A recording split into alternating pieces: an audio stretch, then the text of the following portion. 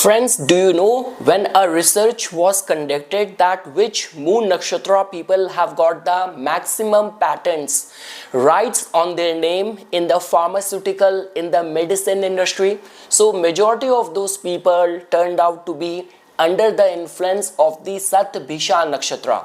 Now guys, this is where you have to understand the range or the domain of the functioning of any nakshatra. Like whether you talk about people who are achieving big things in their life, they are millionaires, and people who are just living life with the limited means and the limited vision, it's the energy of the same planets which is working in their life.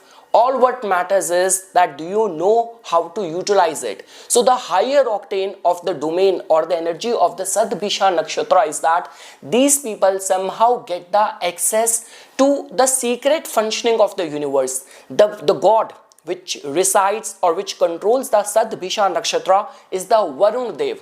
He is seen and worshipped as the god of the ocean.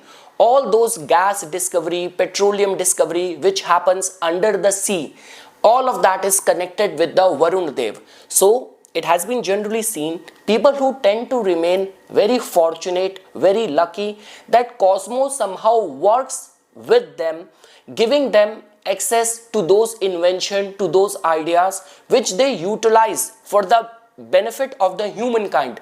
That is also one domain of the Satbhisha nakshatra. And they're like those people who get access to anyone's secret in the organization, then they start manipulating people, then they start blackmailing people. So that is also the negative side of the Satbhisha nakshatra. Again guys, in the charts of majority of the secretive operatives working in the CIA or any of the covert department or organization, over there as well it has been seen that those people are somehow getting benefited because of the prominence of the Satbhisha nakshatra.